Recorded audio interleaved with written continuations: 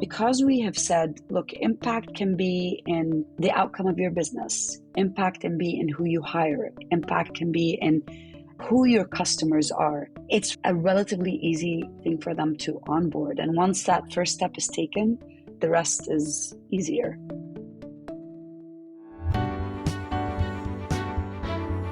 You are listening to The Sure Shot Entrepreneur, a podcast for founders with ambitious ideas. Venture capital investors and other early believers tell you relatable, insightful, and authentic stories to help you realize your vision. Welcome to The Sure Shot Entrepreneur. I'm your host, Gopi Rangan. My guests today, we have two, Raed Masri and Rama Chakaki. They are general partners at Transform VC.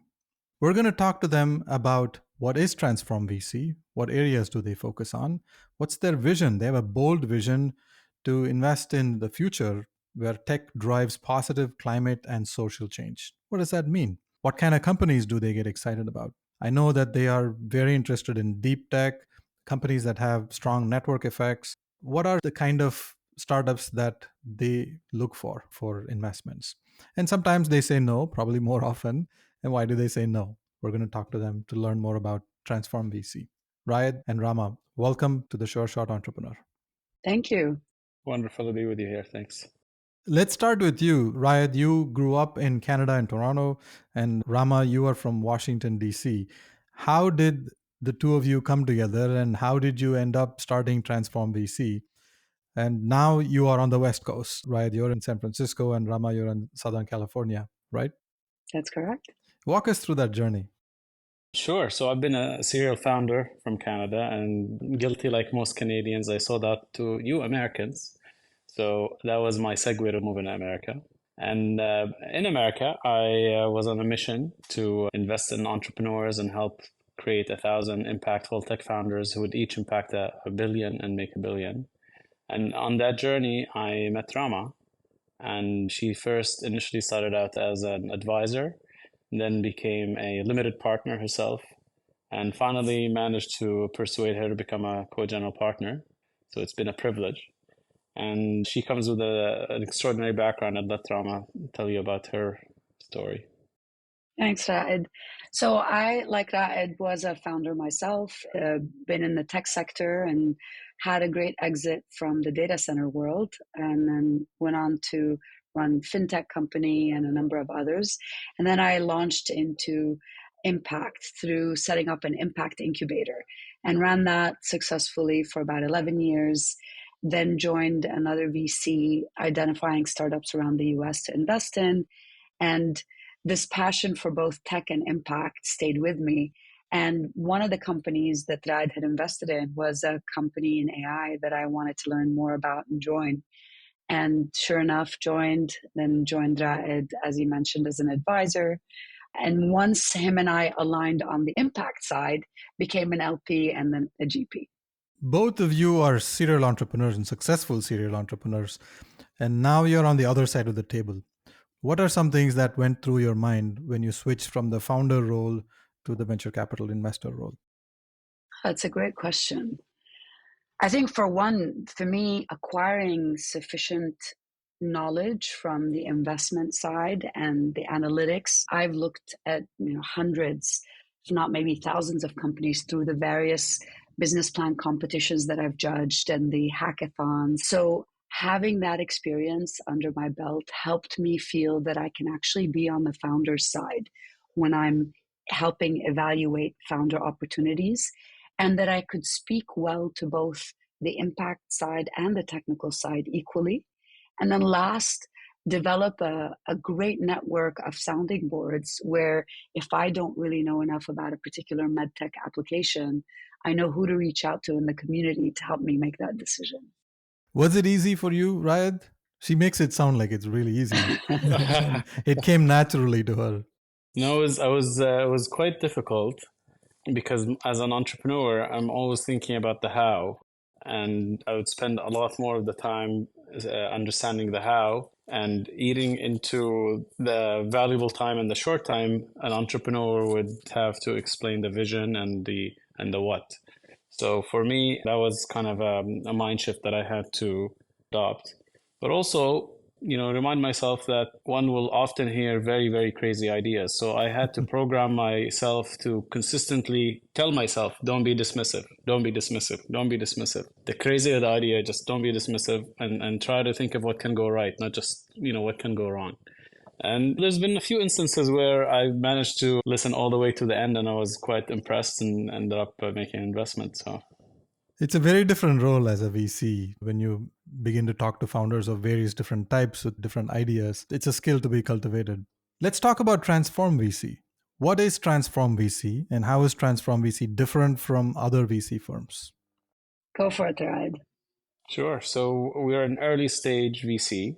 We invest predominantly in the pre-seed and seed and do follow-ons at the A. Typical check sizes ranges from $250K to $1 million first check and a $2 million Series A follow-on. What we strive to accomplish is generating both outlier impact and outlier financial returns. Two things that predominantly have been perceived to be separate and at odds with each other. So we've been grateful that we have demonstrated time and again ability to show both outlier impact and outlier returns, evidenced by us being in the top decile in 5 different benchmarks by Cambridge and others. Across our track record, which consists of angel investments we had done, the Fund 1, which is a collection of SPVs, and Fund 2, which is currently marked at nearly 4x. So we're pretty happy with that. And we ask our entrepreneurs, and this is something that I think sets us really apart, we ask our entrepreneurs from day one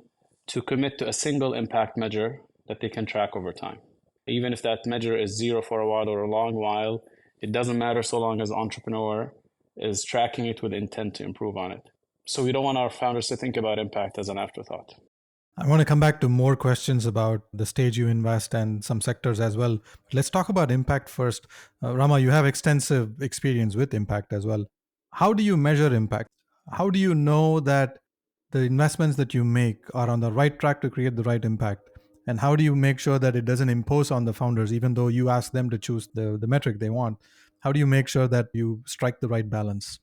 So thank you for asking that question. First of all, it's been a long journey learning about impact and learning about barriers to impact, more importantly, especially in the tech sector where the tradition in the VC world has been focus that founder on a single bottom line. And so there's a lot of resistance to looking at measuring anything other than financial return. And so sometimes the conversation is long, especially if we find a very successful founder on the tech side who might be very new to the whole conversation on impact. So I think key is for us to first identify from our experience areas in which there could be impact in the technology if said founder has not looked at it before. Second is to begin with just give us one unit of measure. And we try and seed examples at the beginning of the conversation, like, have you thought about this? Have you thought about that? And very often by the second or third conversation, they're open to at least exploring a unit of measure. And then we ease them into, okay, let's report on this every couple of months. We help them with the reporting. We try and make it as easy as possible for them. And sure enough, with time, we find great success in that. The other thing I would say is because we have said, look, impact can be in the outcome of your business, impact can be in who you hire, impact can be in who your customers are. It's a relatively easy thing for them to onboard. And once that first step is taken, the rest is easier. I won't say easy, but easier. Impact is such a complicated thing to measure. And there's an aspect to it which I constantly worry about.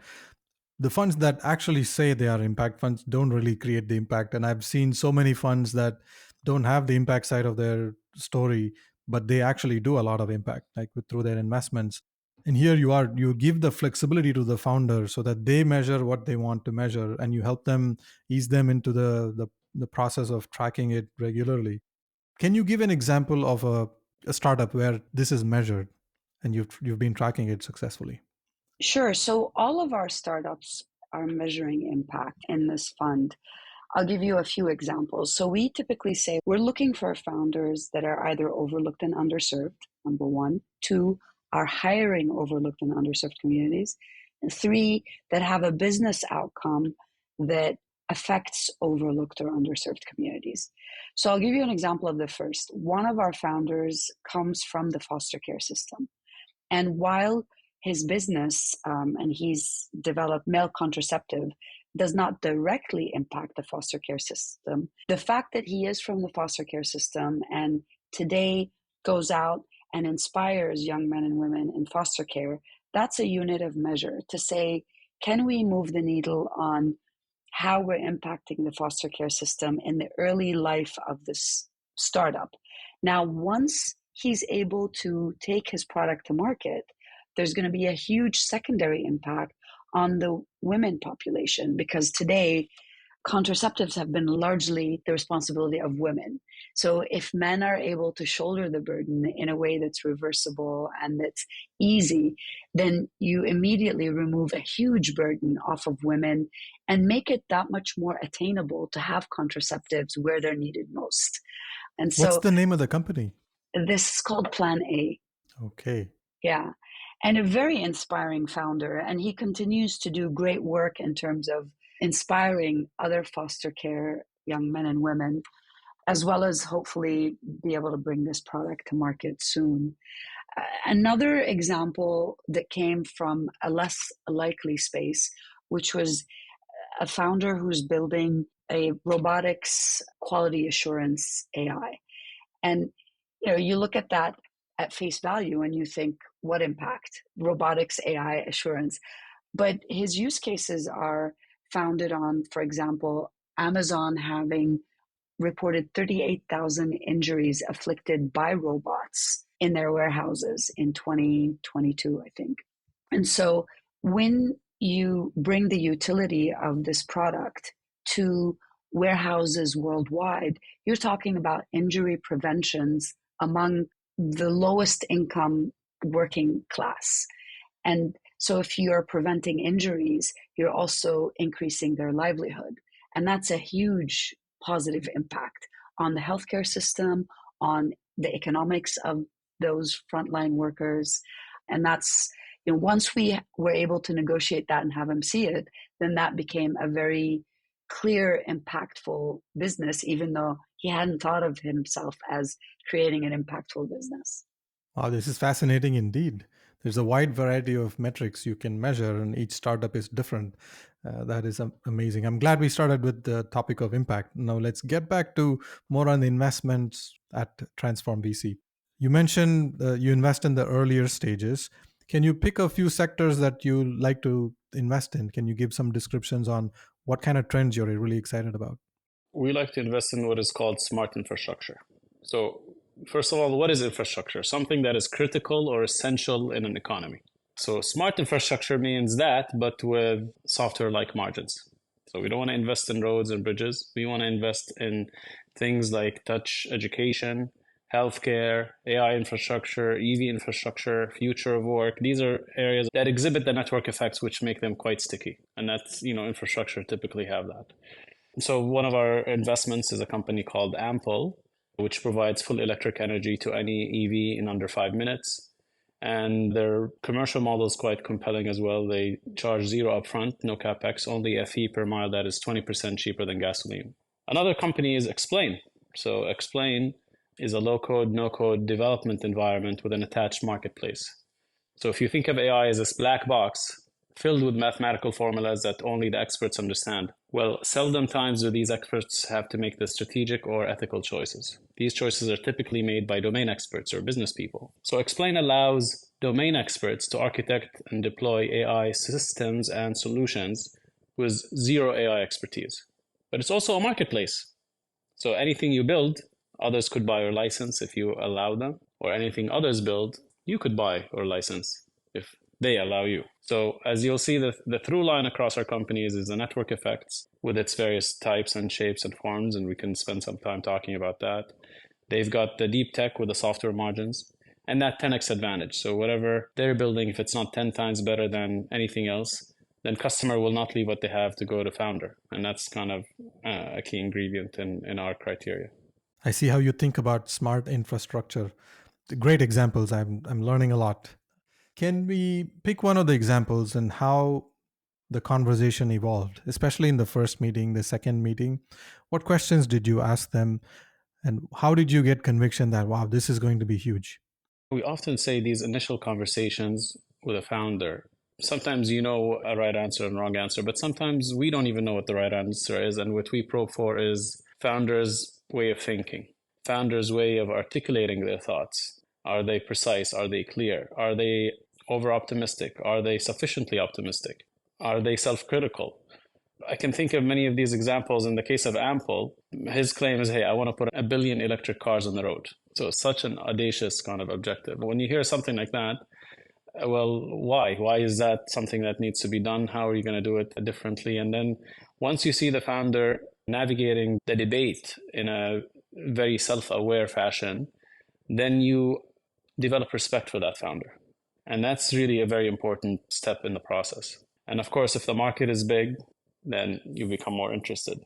And as a fellow VC yourself, you know, we like to invest in lines, not in dots. So initially, that first meeting is a dot. Oftentimes, we want to have a second dot that we can draw a line. And we examine, have the founder done the things they say they're going to do from that first meeting? So that creates credibility and trust. And hopefully, the more dots we have, the longer the lines. In this particular company, Ample, we invested, I think, at least 6 or 7 months after the first meeting.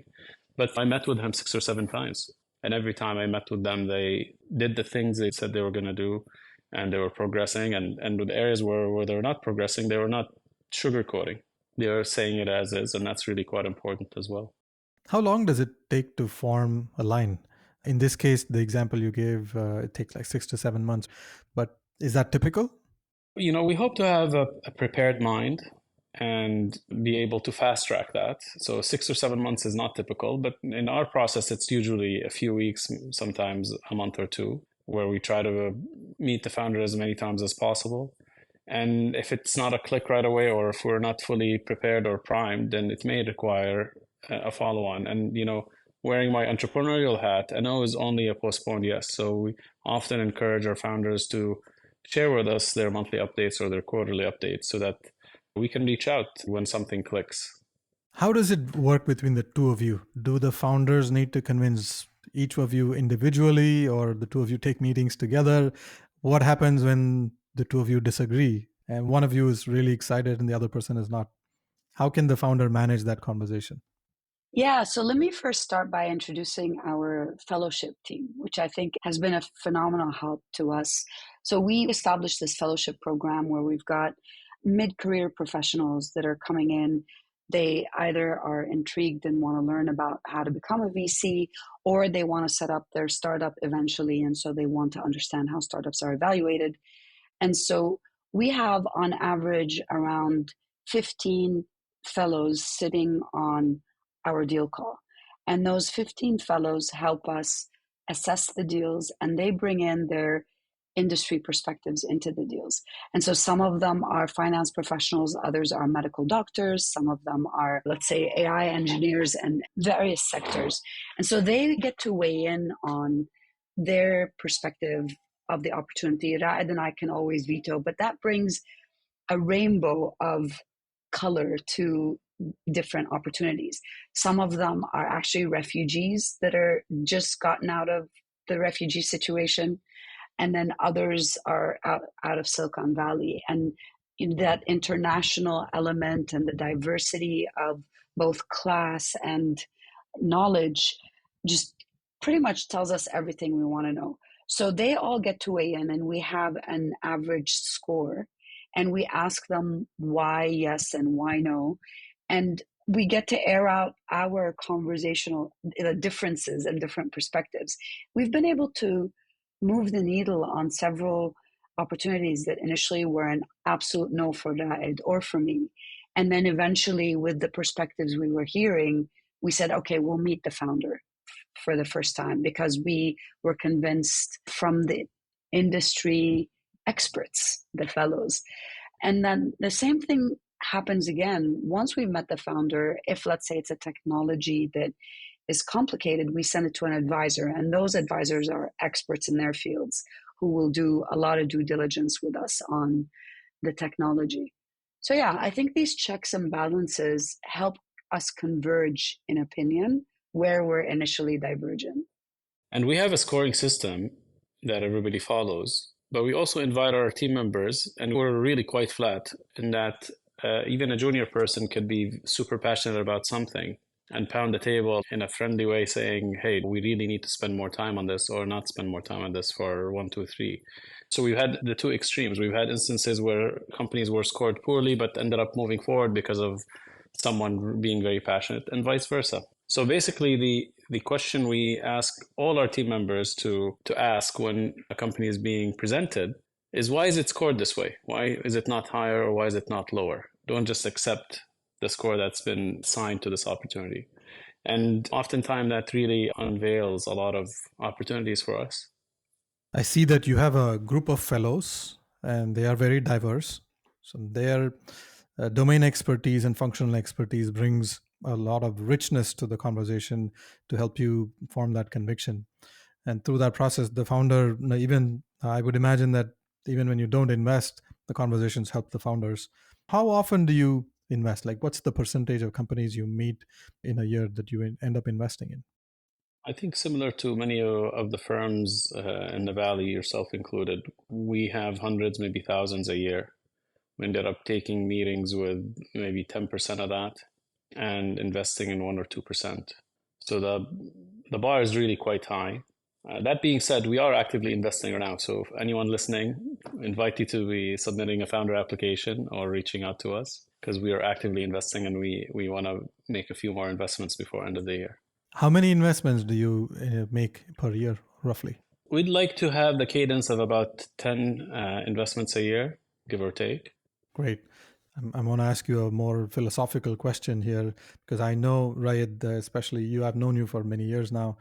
And Rama, you're coming into the venture capital ecosystem from the founder side.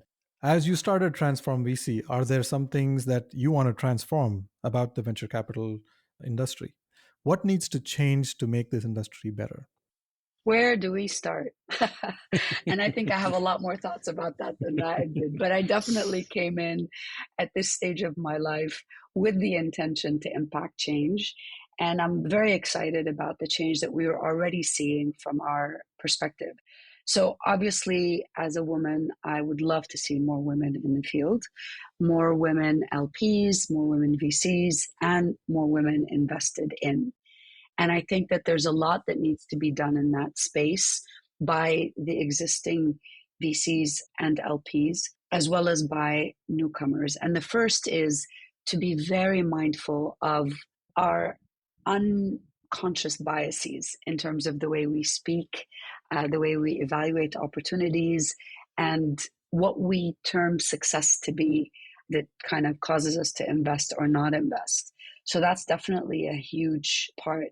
But then I would extrapolate from that as well for overlooked founders across the board. I think now it's been 3 years. We've been on a roadshow around the United States under the banner Impact a Billion and Make a Billion. And with this Impact a Billion, we've gone to historical Black community colleges and other organized communities to uncover founders that are typically overlooked and what it takes to bring a very bright founder with a very tangible opportunity from the South into a Silicon Valley community where he can speak that same language and convince those same VCs is a long journey. And it's a journey filled with hurdles.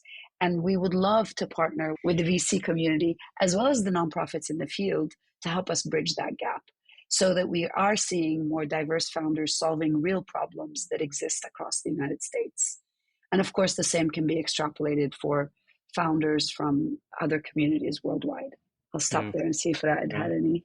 No, I'll say a lot. I mean, it's for me, it was really important, and I feel really quite privileged that Rama has joined me on the journey because she, as you can see, just the way she thinks and talks, she hasn't drank the Silicon Valley Kool-Aid. And even the way we carry ourselves at our team meetings, the way we invite our entrepreneurs to be advocates for the founders and the opportunities that they're presenting. And if someone is not being a good advocate for the founder, we ask them to redo it. We want our team to be representing the founders as if they are the founders. And these are things, honestly, that I certainly drank the Kool-Aid of Silicon Valley. I've lived the Silicon Valley life even when I was not in Silicon Valley. That's just not the way we think and talk. As an immigrant myself, it took me 11 years from my first startup until I made a dent in the world and I was kind of a somebody back in Canada. My objective is to help other founders not to have to wait 11 years like I did, and hopefully bring wisdom, community, and expertise that would help them effect the maximum impact per unit time. And having been an entrepreneur myself and having had a couple of decent swings, by Canadian standards, pretty big, by Silicon Valley standards, minuscule. But having done that, I discovered that the maximum I could ever accomplish being an entrepreneur is make myself a billionaire. But as a venture capitalist, in partnership with Rama, we have the legitimate aspiration to invest in 1,000 other founders who each could impact $1 billion, make $1 billion. No other job in the world affords us this dream. I admire your bold vision, and you've touched on some very important themes like lack of diversity in the ecosystem on the LP side, venture capital investor side, and on the founder side. A lot can change to improve the ecosystem. It's great to see that you're taking a strong point of view and acting on it as well. Given all the topics we've talked about, impact and the stage, the sectors that you invest in, and the changes you would like to see in the venture capital ecosystem, what's your advice to founders? What can they do to be effective in the first few meetings with you so that they are prepared and they can be productive? They take something away from the first few meetings beyond the prepare your slide deck and those kind of things, like have your story. Like, what are some tips that you would like to share with founders to make the first few meetings very effective? So I'll share 2 points here. One is kind of a more mechanical one. By going through our founder forum, we're going to be asking you questions that oftentimes push the founder to think in directions they hadn't thought of before. So just going through that form and offering wholesome responses is going to push the founder's thinking and help us be better advocates for you as we discuss this opportunity internally. So that's kind of the mechanical piece of advice. The more kind of overarching piece of advice is just be extraordinarily obsessed with your prospective customers and solving a problem. And once you are, then whatever we throw at you or whatever anyone throws at you, you're going to always be centered of how this solves someone's problem and why you are so obsessed with that. Rama, can you share a tip on how to measure impact, especially for founders who haven't thought about it? Sure. I think we tried to create a very low bar in that we put our questions in a form on the website that describes it. And so if they just follow the questions that we have on our website in the application form, they'll come across that. But I think one thing that I always invite founders to do is, if you get to a phone call with us, send us an email with questions to us, because I always say this is a two-way interview. It's not a one-way interview. It's not like we have to like you and then it doesn't matter whether you like us or not. And no question is a bad question. We are very happy to share of our knowledge. And sometimes it's like, well, does this really count as impact or not? And we can respond with the right details.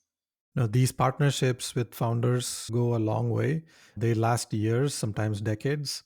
So it's great to start with a two-way conversation and ask questions both ways so you will learn about each other.